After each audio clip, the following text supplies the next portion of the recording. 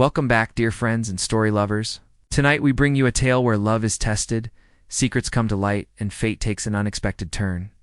Every moment will pull you in deeper, and every choice could change everything. Tell us where you're watching from in the comments, and if this story touches your heart, like, subscribe, share it with someone who believes in true love, and hit the bell so you never miss the next chapter.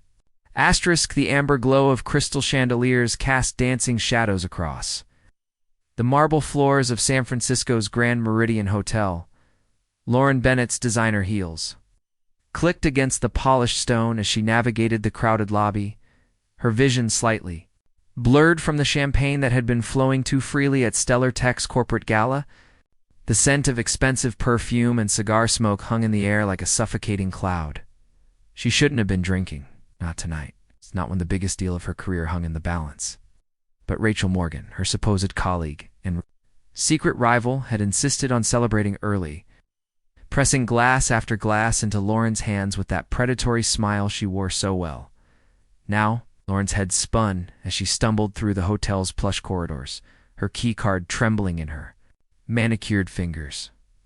Room 1408. That was hers, right? The numbers on the doors seemed to swim before her eyes as she squinted in the dim hallway lighting. The lock clicked. The door swung open. The room was bathed in shadows, illuminated only by the city lights streaming. Through floor-to-ceiling windows, a figure stood silhouetted against the San Francisco skyline, his broad shoulders tense beneath an expensive suit that fit like it had been tailored to his exact measurements. He turned. Dark eyes met hers. And calculating, despite the surprise that flickered across his angular features, this wasn't the face of a tired businessman or a hotel guest disturbed from his rest. This was the face of a predator, someone accustomed to power and control. "Wrong room," Lauren stammered, her words slightly slurred as heat flooded her cheeks. The man's presence filled the space like smoke, dangerous and intoxicating. "I'm so sorry. I thought this was mine." She fumbled in her purse, her fingers finding a crumpled $100 bill. Without thinking, she thrusted toward him, her corporate instincts kicking in even through the alcohol haze. "Here, take this. Forget this ever happened." The man's eyebrows rose, and something like amusement played at the corners of his mouth. He stepped closer, and Lauren caught the scent of expensive cologne mixed with something darker, more primal. "Money?" His voice was low, velvet over steel. "What exactly do you think you're paying me for?" "I don't know," Lauren said, backing toward the door as panic began to cut through her intoxication. "I messed up. I just want to make this right." "And you think money fixes everything?" There was something in his tone that made her look at him more carefully. This wasn't a random hotel guest. Everything about him screamed power. From the way he held himself, to the quality of his clothes, to the predatory stillness with which he watched her. "Who are you?" she whispered. He studied her for a long moment, and Lauren had the unsettling feeling that he was cataloging every detail of her face, storing it away for future use. "Just a man who appreciates honesty," he said finally. "Something tells me you don't get much of that in your line of work." The comment hit too close to home. Lauren's hand found the door handle behind her. "I should go." "Yes," he agreed, but he didn't move to let her pass. "You should." For a heartbeat, they stood frozen in the charged space between them. Lauren felt something electric pass through the air, a recognition that neither of them was quite what they seemed. Then her survival instincts kicked in. She fled. She ran down the hallway on unsteady legs, her heart hammering against her ribs. Behind her, she heard the soft click of his door closing, but she could swear she felt his eyes on her retreating form. It wasn't until she reached the safety of her actual room 3 doors down that she realized she'd left something behind.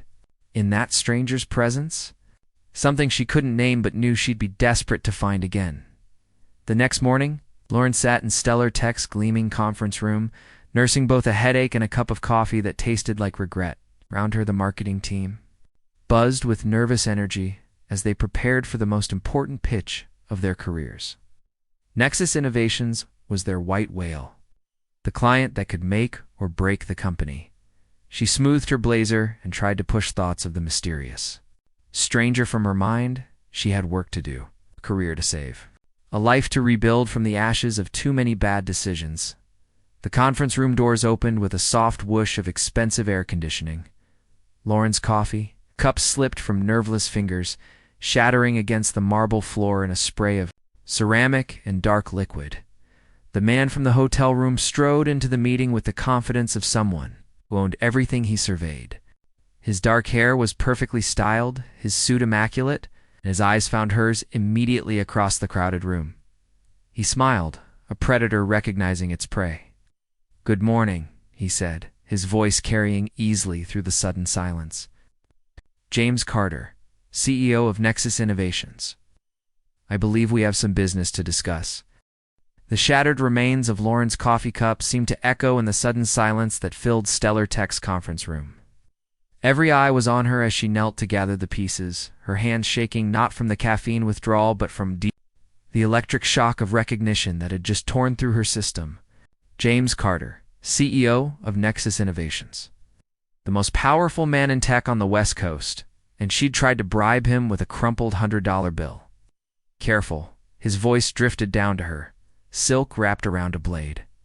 Broken things have a way of cutting deeper than you expect. Lauren's fingers stilled on a shard of ceramic. When she looked up, his dark eyes were fixed on her with an intensity that made her skin burn.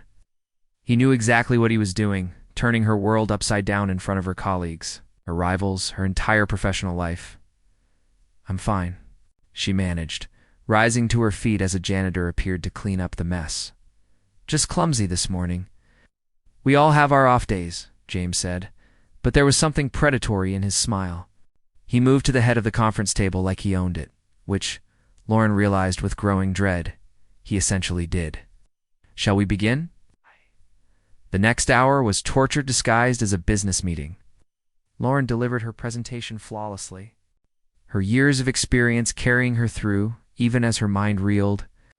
Every time she glanced at James, he was watching her with that same calculating expression, as if he were solving a puzzle she didn't even know she'd presented. Her strategy was brilliant. She knew it, he knew it, and judging by the impressed murmurs from the Nexus team, they knew it too. Yeah. But Lauren couldn't shake the feeling that this was all some elaborate game, and she was playing by rules she didn't understand.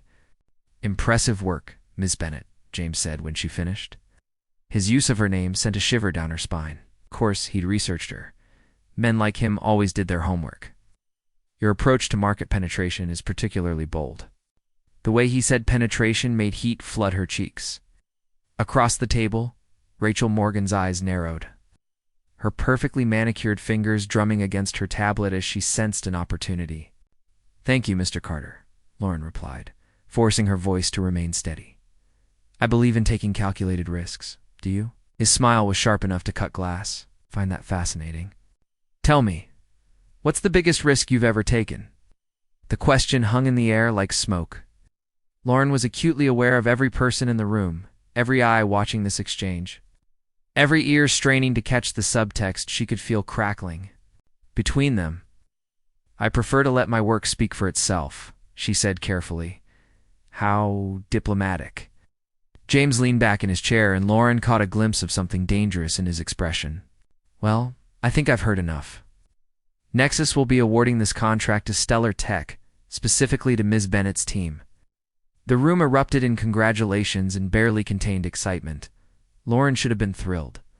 This was the moment she'd been working toward for years. Instead, she felt like she'd just signed a contract with the devil himself. As the meeting broke up, James caught her arm with fingers that were firm, but not quite threatening. A word, Ms. Bennett. Her colleagues filed out, chattering about celebration drinks and bonus projections. Rachel lingered, her eyes moving between Lauren and James with undisguised calculation. "I'll catch up with you later, Lauren," Rachel said, her smile sharp as broken glass.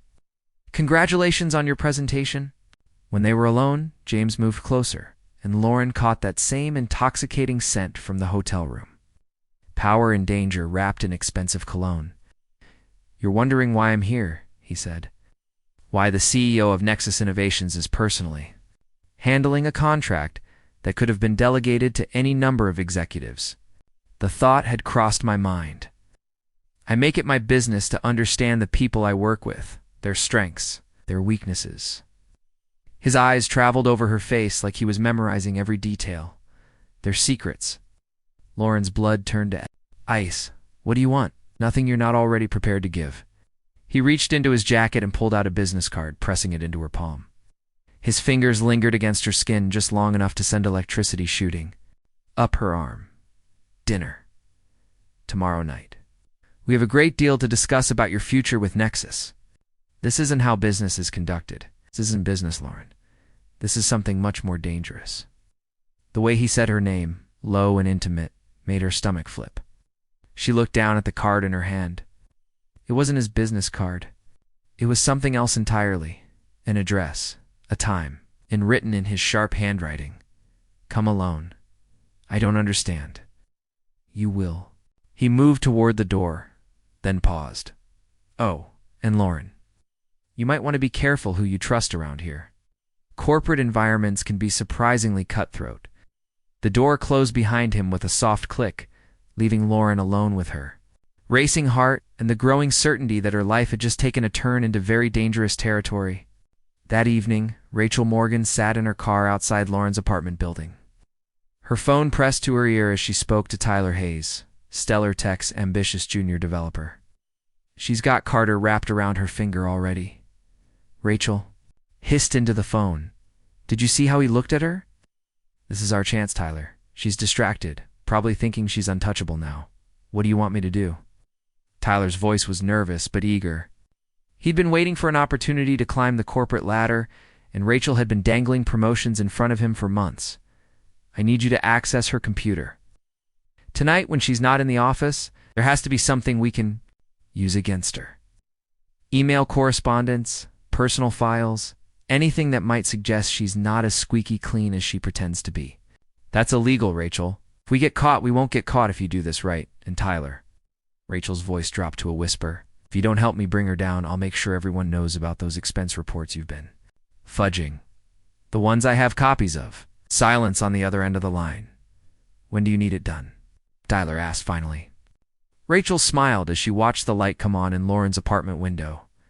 Tonight, she won't be expecting it. Not when she thinks she's one. 3 floors above, Lauren stood at her window, James Carter's mysterious card still clutched in. Her hand, she had no idea that her biggest threat wasn't the dangerously attractive CEO who seemed to know all her secrets.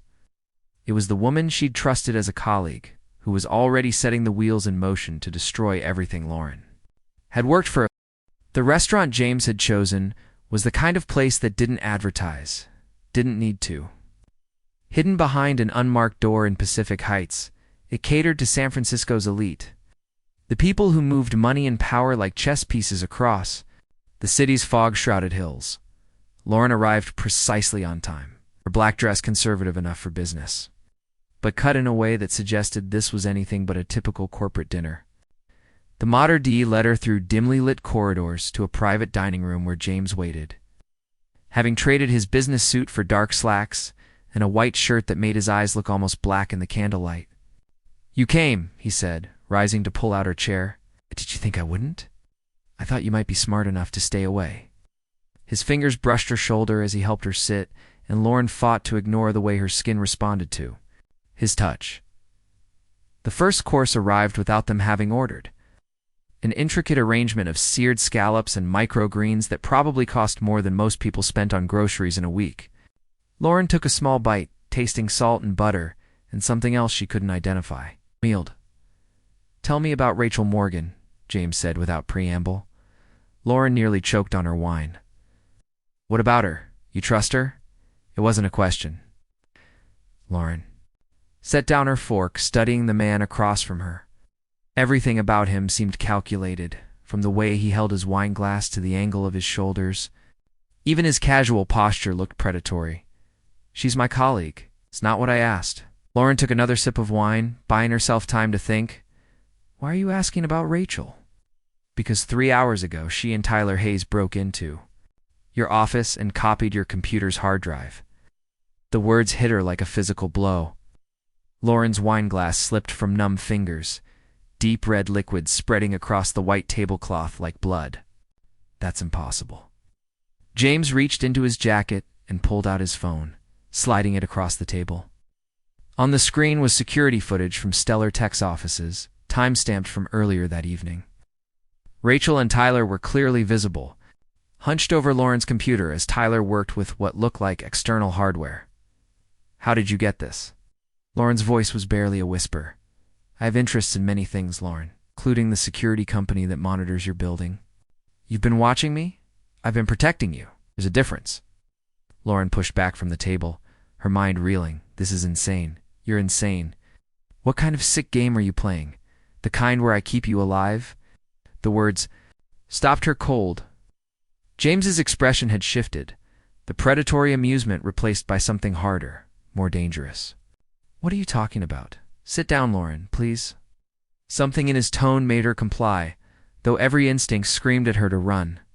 "Stellar Tech isn't what you think it is," James said quietly. "Neither is your precious Rachel Morgan. The company has been funneling money through offshore accounts for the last 3 years, using marketing contracts as cover for what's essentially a money laundering operation." "What?" "It's ridiculous." "Is it? When was the last time you actually audited the budgets for your campaigns? Really looked at where the money was going?" Lauren opened her mouth to protest, then closed it. Dumped. She handled strategy and creative, not financial details. That was Rachel's area of expertise. Rachel's been skimming profits and hiding them in shell companies, James continued, but now she's gotten greedy. She's planning to pin the whole operation on you and disappear with enough money to retire in a country without extradition treaties. Why would you care? Why would you help me? James was quiet for a long moment, his dark eyes studying her face in the flickering candlelight. "Because 5 years ago, my sister Emma worked at a company very similar to Stellar Tech. She was a marketing manager, brilliant and ambitious, just like you. She discovered what her colleagues were really doing with client funds. What happened to her? She died in a car accident 3 days before she was supposed to testify to federal investigators." James's voice was steady, but Lauren could see the pain flickering behind his eyes. Single car collision on Highway 1. Very convenient for the people she was about to expose. "You think she was murdered?" "I know she was murdered. Same people who killed Emma are the ones Rachel is working for now. The same people who will kill you if they think you know too much." Lauren felt the walls of the private dining room closing in around her.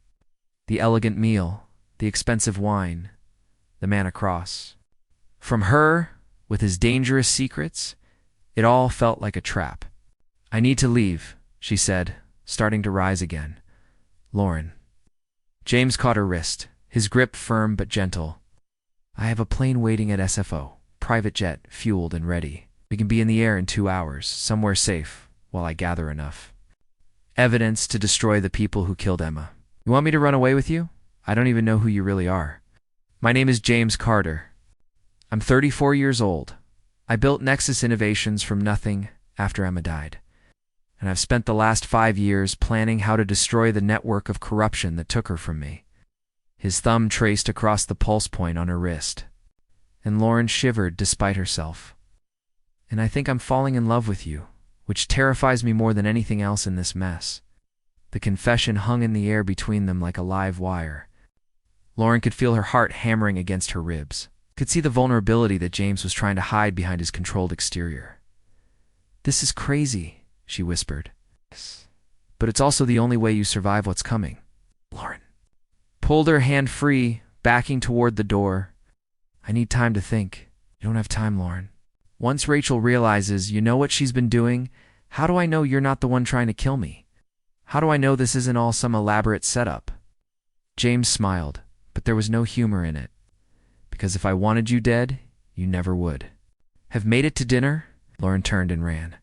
She made it halfway across the restaurant's parking lot before she heard the first gunshot.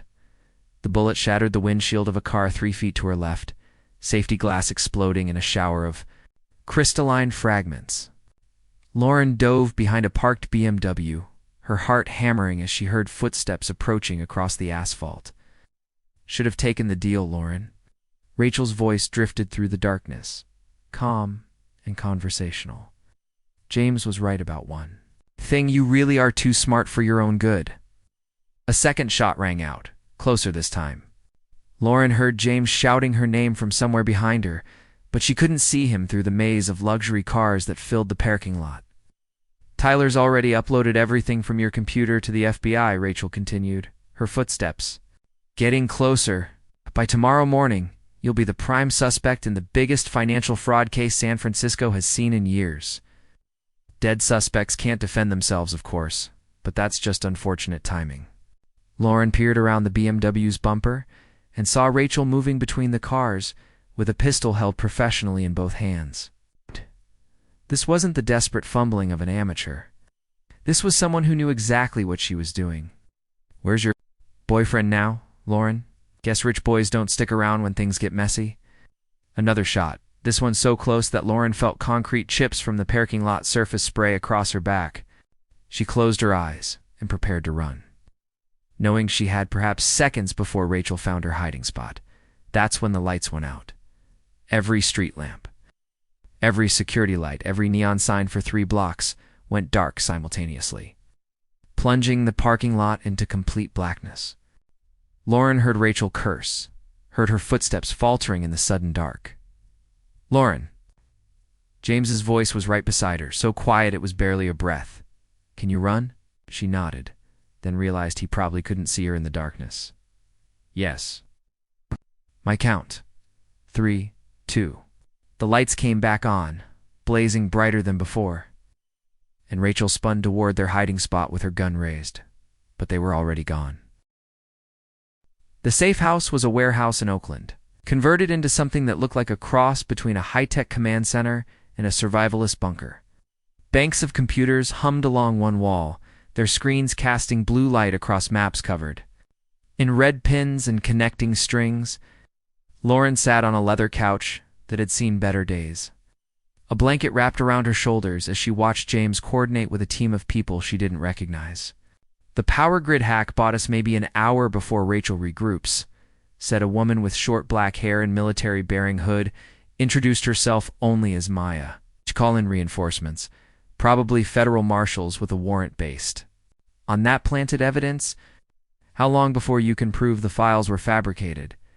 James asked, his fingers flying over a keyboard with the kind of speed that suggested this wasn't his first time running a covert operation.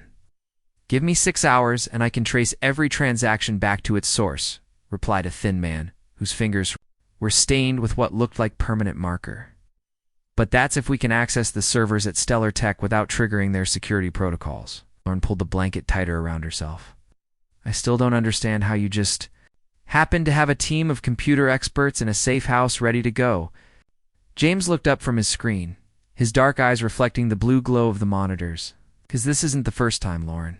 Emma's company was just the beginning. Rachel and her employers have been running this same scam at tech firms across the Bay Area for years. Nexus Innovations isn't just a software company. It's a front for the investigation I've been running since Emma died. You've been lying to me from the moment we met. I've been trying to keep you alive. Same thing, apparently. Lauren stood up, pacing to the windows that looked out over Oakland's industrial district. How do I know any of this is real? Do I know you didn't kill your own sister, and now you're using me to cover it up? The warehouse went dead silent. Lauren turned to find everyone staring at her, but it was the expression on James's face that made her stomach drop. Pain so raw, it was almost physical. Anger that could have melted steel, and underneath it all, it's a vulnerability that she'd never seen from him before. Show her, he said to Maya, his voice barely above a whisper. Maya hesitated. James, are you? Sure, show her. Maya walked to one of the computers and pulled up a file. Crime scene photos filled the screen, and Lauren wished immediately that she hadn't asked. The twisted metal that had once been a silver sedan, emergency lights reflecting off wet asphalt, and a body bag being loaded into an ambulance. Emma. Carter, age 28, Maya said in a clinical voice. Officially ruled an accident, but the brake lines were cut, and the electronic systems had been tampered with. The investigating officer was transferred to another precinct the next week, and the case was closed. Lauren sank into a chair, the weight of what she was seeing pressing down on her like lead. I'm sorry I didn't know. Couldn't have known. James's voice was steady again, but she could see the tension in the way he held his shoulders. But now, you understand why I can't let this happen to someone else. Why I won't let it happen to you. What makes you think I'm worth saving? You barely know me. James crossed the room and knelt beside her chair, his hands covering hers. Because when you stumbled into my hotel room, drunk and trying to bribe me with crumpled money, you were the first person in 5 years to treat me like I was human. Instead of a bank account or a business opportunity, because when you pitched to Nexus, I saw the same fire in your eyes that Emma had when she talked about her work. And because when Rachel pointed that gun at you, I realized I'd rather die than watch another woman I care about get destroyed by these people. Lauren looked into his eyes and saw the truth there, brutal and uncompromising. You care about me? I'm in love with you, which is probably the stupidest thing I could be right now, but there it is. Before Lauren could respond, alarms started blaring throughout the warehouse. Maya was already at her computer, her fingers flying over the keyboard. We've got company, she called out. Federal tactical teams surrounding the building. Rachel must have convinced them we're dangerous. How long do we have? James was on his feet, moving toward a wall of weapons that Lauren hadn't noticed before. Maybe 5 minutes before they breach. James pulled out a pistol and checked the magazine, his movements efficient and practiced. Maya, you and the team get out through the tunnel. Take the evidence to the backup location. What about you? I'm staying with Lauren. James, no. Lauren stood up, suddenly understanding what he was planning. Can't sacrifice yourself for this. Your sister wouldn't want that. My sister would want these people stopped, no matter what it cost. Not if it cost your life. The sound of vehicles pulling up outside echoed through the warehouse. James handed Lauren a small device that looked like a flash drive. This contains everything we've gathered on the money laundering network. Names, accounts, transaction records. If something happens to me, get it to Special Agent Sarah Chen at the FBI field office. She's the only one in law enforcement we know. We can trust. Nothing's going to happen to you, Lauren. James cupped her face in his hands, his thumbs tracing across her cheekbones. I need you to promise me something. Don't. If we don't both make it out of this, I need you to finish what Emma started. I need you to make sure these people can't hurt anyone else. Before Lauren could protest, he kissed her. It was desperate and fierce and tasted like goodbye. When he pulled away, she could see her own fear reflected in his dark eyes. James Carter, FBI, come out with your hands up. The voice boomed through a bullhorn from somewhere outside. James smiled, but it didn't reach his eyes. That's not FBI, he said. Chen would never announce herself like that. Rachel's people, probably wearing federal badges. Then we fight. No, you run. The tunnel Maya mentioned leads to a parking garage 2 blocks away. There's a car waiting, keys in the visor. I'm not leaving without you. Yes, you are. James moved toward the main door, his gun held ready. Because if you don't, Emma died for nothing. I can't live with that. The warehouse door exploded inward in a shower of splinters and smoke. Dark figures poured through the opening, tactical lights cutting through the haze as automatic weapons swept the space. Lauren ran. She made it to the tunnel entrance. As the first gunshots echoed through the warehouse, behind her she could hear James shouting, drawing their attention away from her escape route. The tunnel was narrow and dark, barely wide enough for one person, and it seemed to stretch forever.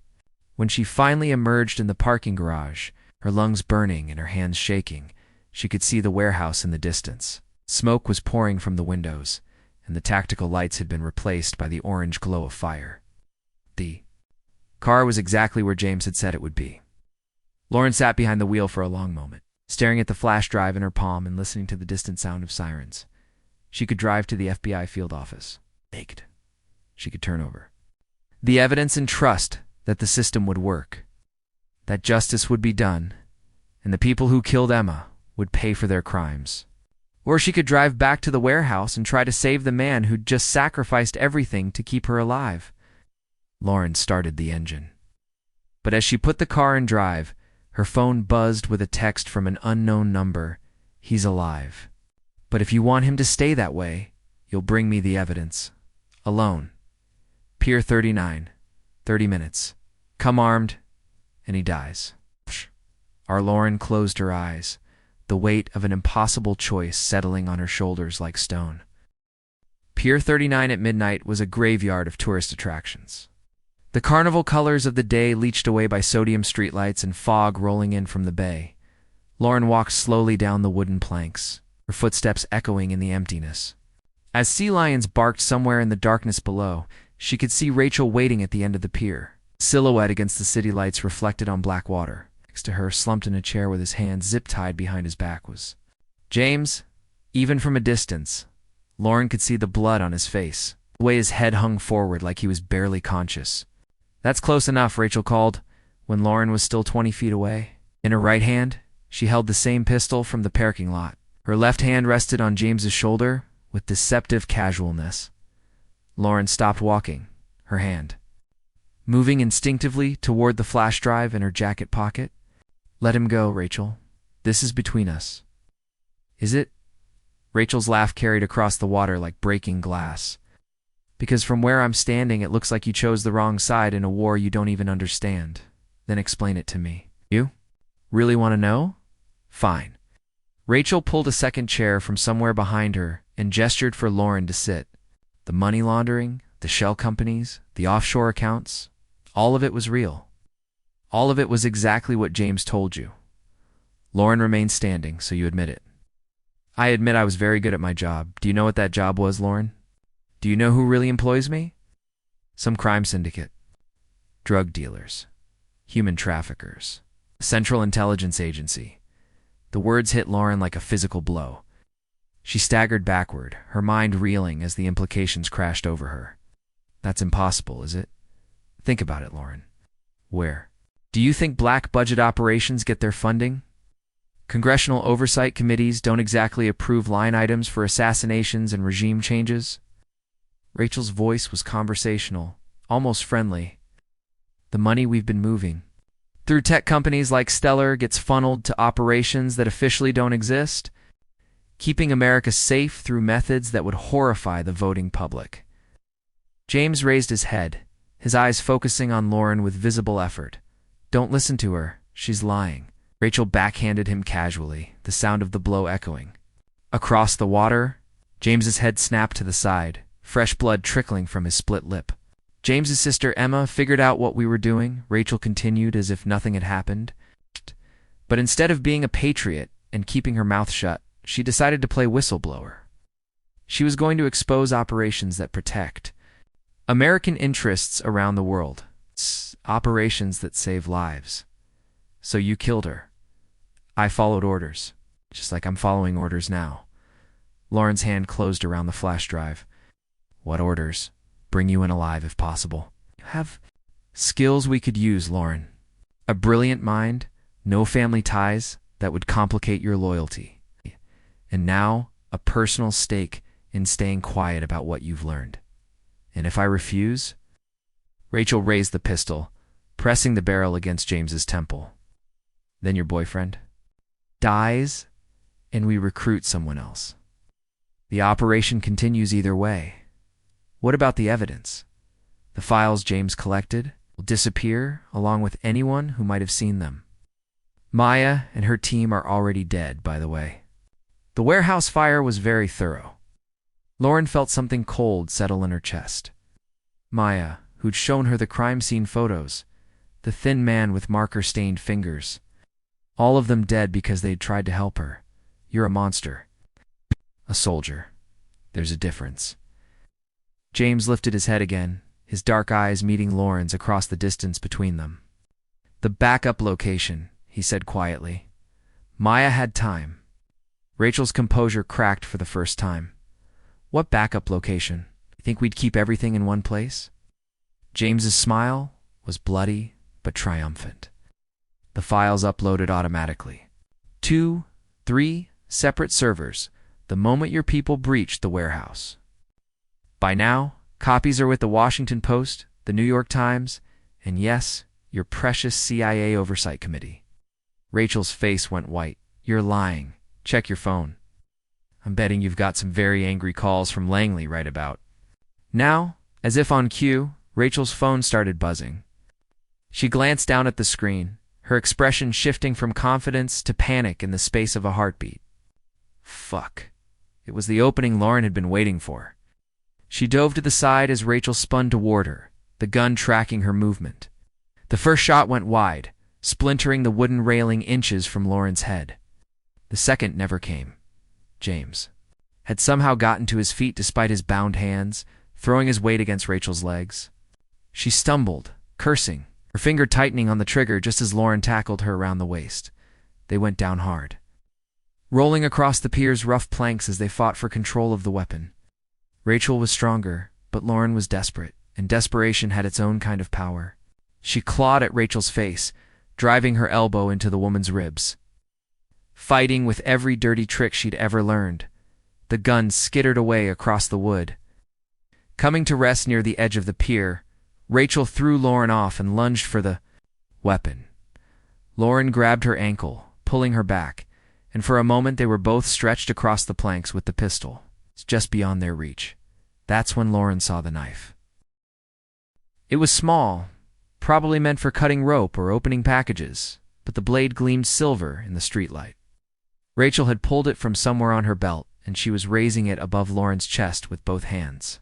I should have taken the job off her, Rachel snarled. Time seemed to slow. Lauren could see the knife coming down, could feel her muscles tensing to roll away, knowing she wouldn't be fast enough. She could hear James shouting her name, could see his shadow moving at the edge of her vision as he struggled against his restraints. The blade was 6 inches from her heart when the gunshot rang out. Rachel's eyes went wide with surprise. She looked down at the spreading red stain across her white blouse, then up at Lauren's face with something like confusion. How? She toppled sideways, the knife clattering harmlessly across the pier. Lauren rolled over to see Special Agent Sarah Chen standing at the entrance to the pier, a smoking pistol in her hands, and a team of actual FBI agents fanning out behind her. Agent Chen. Lauren's voice came out as a croak. Maya got word to us before the warehouse was hit, Chen said, holstering her weapon as paramedics rushed past her toward James. She transmitted everything to our servers, including GPS coordinates for this location and a recording of Rachel's confession. Recording? James managed a weak smile as the paramedics cut his restraints. The flash drive wasn't just evidence, Lauren. It was also a transmitter. Every word Rachel said has been broadcast to half the intelligence agencies in Washington. Lauren sank to her knees on the pier, adrenaline finally giving way to exhaustion. Is it over? The money laundering network is finished, Chen said. And there are going to be some very uncomfortable questions asked at Langley about unauthorized operations and dead civilians. What about Emma? Will there be justice for her? James caught her hand as the paramedics loaded him onto a stretcher. There already is. People who killed her, who killed all of them, they're finished. Emma would be proud. And us? Lauren asked quietly. What happens to us? I don't know, James admitted. I've spent 5 years living for revenge, Lauren. I'm not sure I remember how to live for anything else. Then maybe it's time you learned.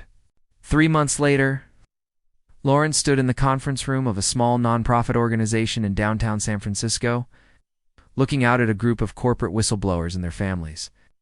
The Emma Carter Foundation for Corporate Accountability was small but growing, funded by the liquidated assets of the money laundering network and dedicated to protecting people who risked their lives to expose corporate corruption. The most important thing to remember, Lauren told the group, is that you're not alone. There are people who will help you, people who will believe you, and people who will make sure your sacrifice means something. After the meeting, she found James waiting in the hallway, leaning against the wall with his hands in his pockets. The bruises from the pier had faded, but she could still see the scar on his temple where Rachel's ring had cut him. Good meeting? He asked. Getting better? Every week. We've got 3 new cases this month, and Chen says the FBI is finally starting to take corporate whistleblowers seriously. Emma would love that. Yes, she would. They walked out into the San Francisco evening together, the fog rolling in from the bay like a familiar blanket. Lauren had given up her apartment in the financial district, moving to a smaller place in the Mission where she could walk to the Foundation's offices. James had stepped back from day-to-day operations at Nexus, though he kept his CEO title and used the company's resources to fund their work. Any regrets? He asked, as they stopped at the corner where their paths would diverge. Lauren considered the question. She'd lost her old life, her career at Stellar Tech, the illusion of safety that came with not asking too many questions about where the money came from or where it went. But she'd gained something too. Purpose, maybe. Or just the knowledge that she was finally on the right side of the fight. Lonely one, she said. What's that? I wish I'd stumbled into your hotel room on purpose instead of by accident. James smiled, the first genuine smile she'd seen from him since the night they met. Who says you didn't? What do you mean? Rachel told you she'd been planning to set you up for months, right? She knew about the gala, knew you'd be drinking, knew which hotel room you were supposed to be in. James stepped closer, his voice dropping to that same intimate tone that had made her stomach flip the first night they met. What if she also knew which room I was in? What if getting you into that room, getting us together, was all part of her plan? That's insane. Why would she want us to meet? Maybe because she knew that once I met you, I'd do exactly what I did. Drop everything to protect you. Expose myself. Make myself vulnerable. James's hand found hers, their fingers interlocking like puzzle pieces. Maybe she was counting on me falling in love with you. If that's true, then her plan backfired spectacularly. Did it? She's dead, Lauren. The network is destroyed.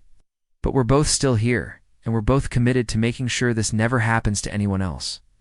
James raised their joined hands, pressing a soft kiss to her knuckles. Maybe getting us together was the only decent thing Rachel ever did. You think Emma would approve? I think Emma would tell us to stop overthinking and just be happy. Lauren stood on her toes and kissed him, right there on the street corner, with the fog swirling around them and the city lights beginning to twinkle in the gathering dark. It tasted like hope and new beginnings, and the kind of love that could survive anything when they broke apart. James rested his forehead against hers.